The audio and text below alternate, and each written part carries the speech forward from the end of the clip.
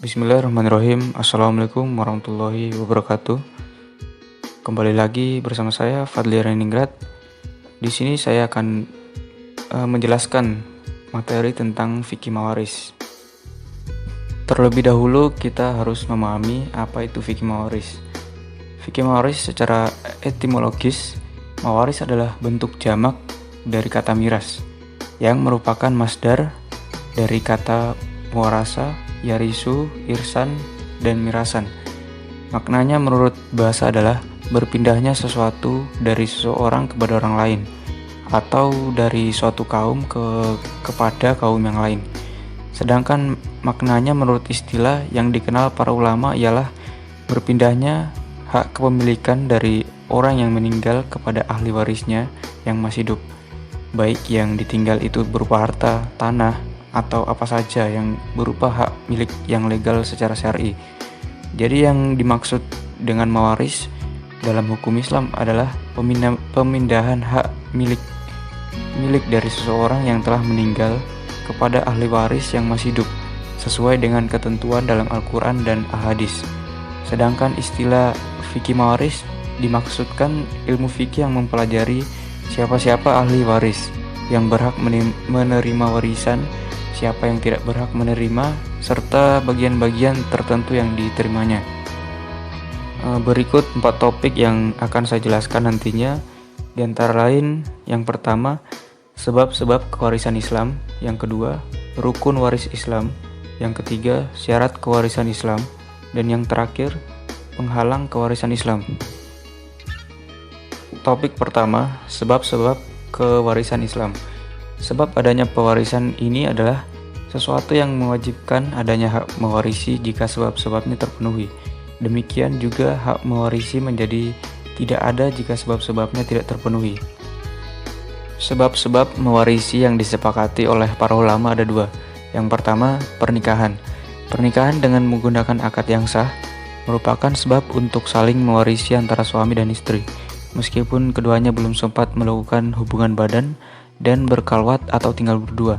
Barang siapa yang akad tanpa ada wali, maka ini adalah nikah batil atau tidak sah karena tidak memenuhi salah satu dari rukun nikah. Begitu juga orang yang menikahi mahramnya dan orang-orang yang menikahi perempuan lebih dari 4. Semua bentuk pernikahan ini tidak bisa menjadi sebab atau untuk bisa saling mewarisi antara suami dan istri.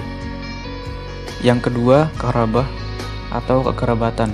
Hubungan karabah atau disebut juga hubungan nasab atau darah, yaitu setiap hubungan persaudaraan yang disebabkan kelahiran atau keturunan, baik yang dekat maupun jauh.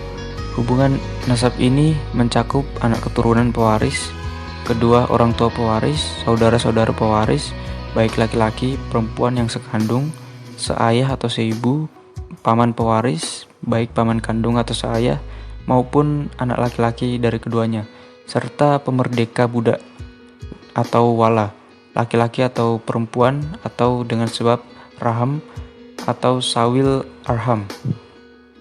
Selanjutnya, rukun waris Islam.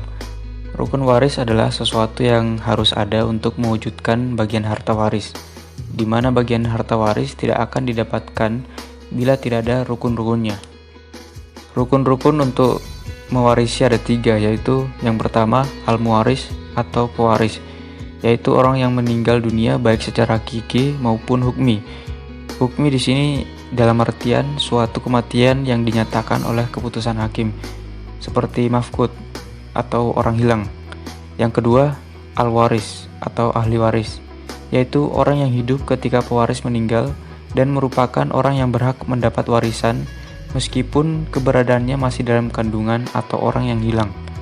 Yang terakhir, yang ketiga, al-maurus atau harta warisan, yaitu harta benda yang menjadi warisan, termasuk juga harta-harta atau hak-hak yang mungkin dapat diwariskan, seperti hak kisas atau perdata, hak menahan barang yang belum dilunasi pembayarannya, dan hak menahan barang gadaian. Topik ketiga yaitu syarat kewarisan Islam.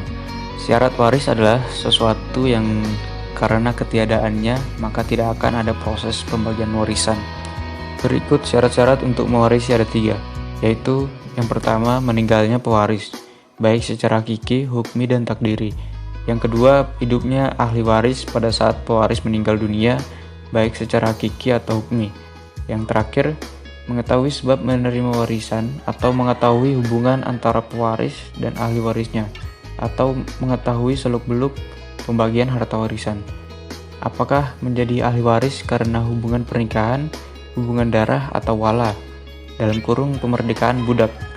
Ahli waris diketahui pasti, baik dari kedekatan kekerabatannya, bagian-bagiannya serta hajib, dalam kurung yang menghalang, dan mahjub, dalam kurung terhalang, untuk mendapatkan warisan. Topik terakhir atau yang keempat, penghalang kewarisan Islam. Halangan untuk menerima warisan atau disebut mawani al-iris adalah hal-hal yang menyebabkan gugurnya hak ahli waris untuk menerima warisan dari harta peninggalan al-muwaris. Berikut hal-hal yang dapat menghalangi kewarisan. Yang pertama, hamba saya.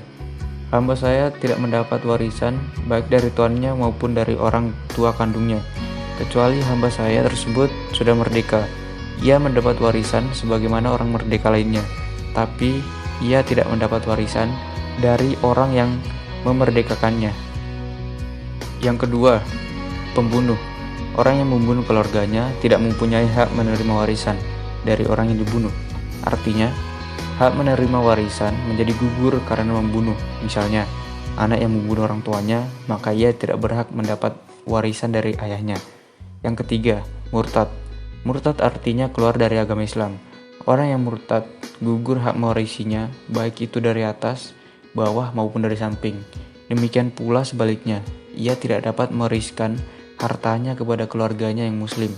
Dan yang terakhir, berlainan agama. Antar orang Islam dengan orang non-muslim tidak ada hak saling mewarisi. Meskipun ada hubungan kerabat yang sangat dekat, kedudukannya sama dengan orang yang murtad. Kemudian kesimpulan dari 4 topik yang saya jelaskan tadi.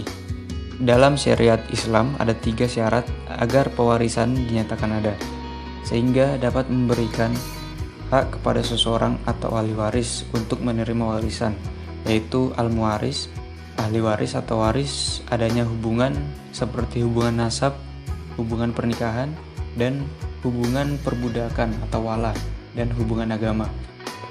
Serta syarat-syarat dalam mewarisi, yaitu meninggalnya seseorang pewaris, baik secara hakiki maupun hukum, adanya ahli waris yang hidup secara hakiki pada waktu pewaris meninggal dunia.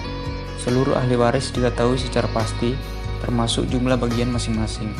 Halangan untuk menerima warisan atau disebut mawani al-iris adalah hal-hal yang menyebabkan gugurnya hak ahli waris untuk menerima warisan dari harta peninggalan al-muwaris. Di dalam hukum Islam, sebab-sebab yang mengakibatkan seseorang memperoleh harta warisan ialah perkawinan, kekerabatan, dan wala. Kurang lebih seperti itu materi fikih mawaris yang dapat saya sampaikan. Kurang lebihnya saya mohon maaf. Sekian dan terima kasih. Wassalamualaikum warahmatullahi wabarakatuh.